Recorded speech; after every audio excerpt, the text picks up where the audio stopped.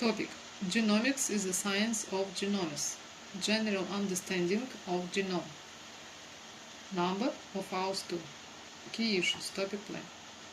First, genomics is the science of genomes. Second, general understanding of genome. The purpose of the lecture: studying the genomes is the science of genomes. So let's orient ourselves in a prokaryotic genome. First of all, remember that cellular DNA in a genome is always double-stranded. So chromosomes consist of double-stranded DNA, strand 1 and strand 2.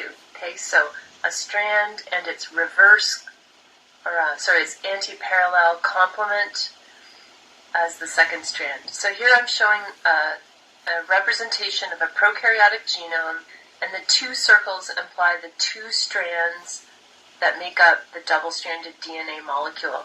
So by convention, when talking about and expressing entire prokaryotic genomes, one strand will be called the plus strand, and the other will be called the minus strand. So here in red, we can imagine is the plus strand, and it will be the one that is uploaded to GenBank as a FASTA file, and it will have all the information associated with the genome, and the file will always be expressed in the 5' to 3' direction. Just like in English, we read from left to right. It's simply a determined convention, chosen convention, so we all know what we're looking for. The blue then could be the minus strand, and its sequence will actually not be uploaded to GenBank, but you can infer it if you know the base pairing rules for DNA, and you know that DNA is anti-parallel. So we're using the terms plus and minus here, and I want to point out that that terminology has an entire alternative meaning that I will not get into here that refers to which portion of DNA is used as the template for transcription and which is not, and that's a legitimate use of that terminology as well, and it is very confusing, and you're just going to have to work to keep it straight. But here what we're talking about is the fact that one of the strands will be the plus strand, the other strand in its entirety will be the minus strand, and the plus strand will be written 5' to 3', and it will be the sequence that you see in GenBank or in other sequence repositories.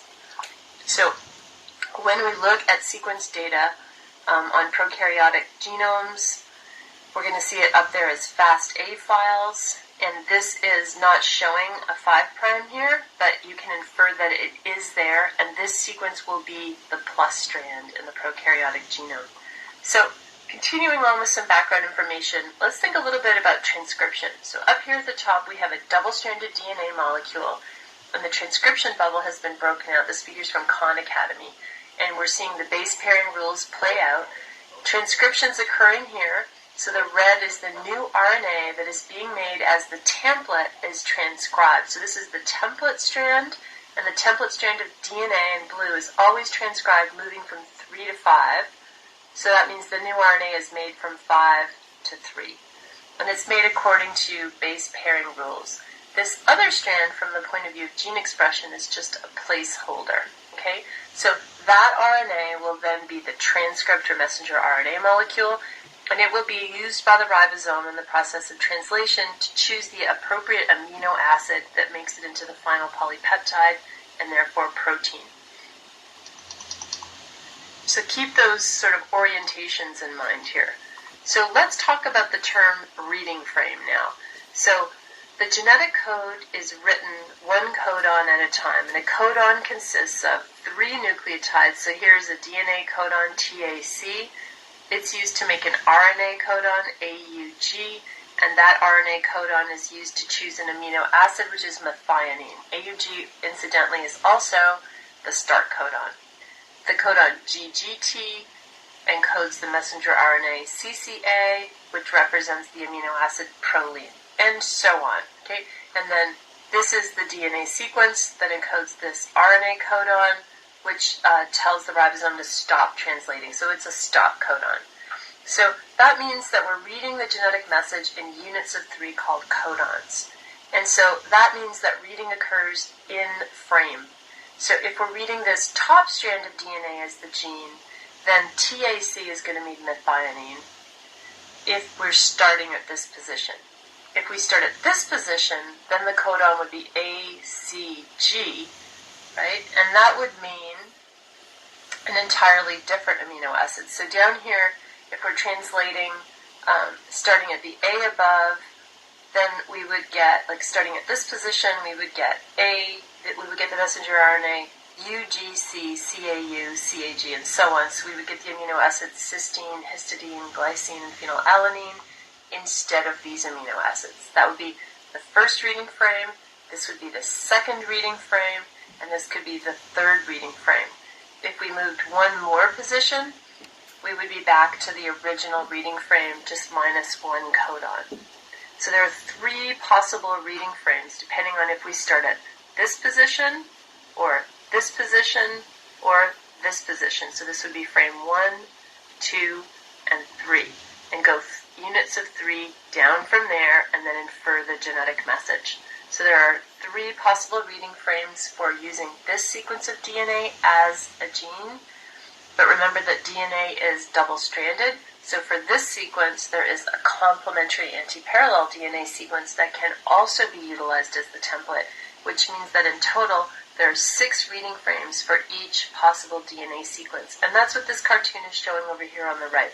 Here are frames 1, 2, and 3, and then the next 3 frames. And we're see' 1, 2, and 3 written backwards, because if we go back to this figure, and we remember that transcription always uses the template in the 3 to 5' orientation, we're going to use the DNA in this direction if the gene sequence is down here, but we're going to use the DNA in this direction if this top strand represents the template.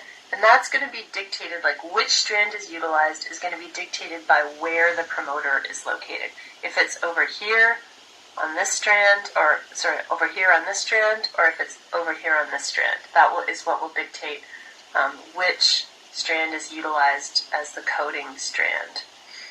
So if you have a gene template and it's on the 3 to 5' strand, and what I've done here is written, here's the sequence of DNA, here is the start codon, and here is the stop codon, 3' to 5'. This is the template strand. So transcription is going to occur in this direction, and transcription is going to produce this messenger RNA in this orientation. Okay. Now, this strand has a complementary anti-parallel strand, as do all DNA molecules that can make up chromosomes.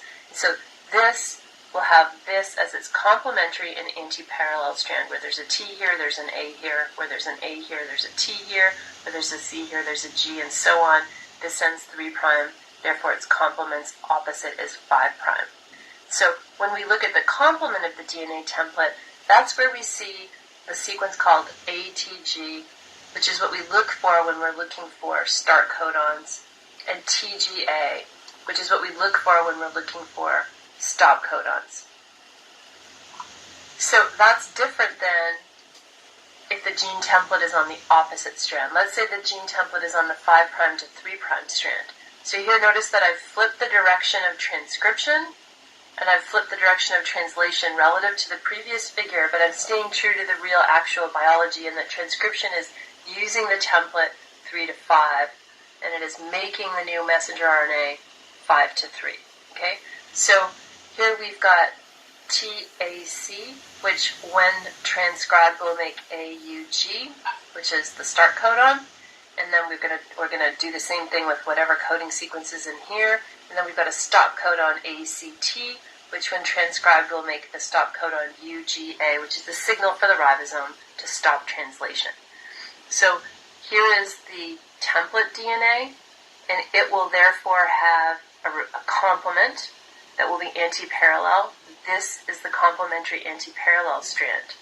Okay? And so if we look over here and we read from right to left, which is not very intuitive for English speakers, but we see our start codon ATG and a stop codon TGA. And that's just really hard for us to look at. So typically and informatically in the computer algorithms that we have written and we utilize to find what are called open reading frames, which I will get to eventually, what we do is we take the reverse we take the complement and then we reverse it. So I've just literally taken this molecule and I've flipped it over, and that's what I've written down here. Now it's really easy for me to look for ATG, a start, and TGA, a stop. And so this is the reading frame that I'm considering. So each sequence of DNA, each section of DNA will have 6 possible reading frames. 3 on the top strand and 3 on the bottom strand. And so here we've got a nucleotide sequence, and then 3 potential amino acid sequences on the top strand, 3 potential amino acid sequences on the bottom strand. Each depends on which position you begin calling a codon in this nucleotide strand. Answer the test questions in the online class. Watch the video on the YouTube and send task to the university system. Thank you for your attention.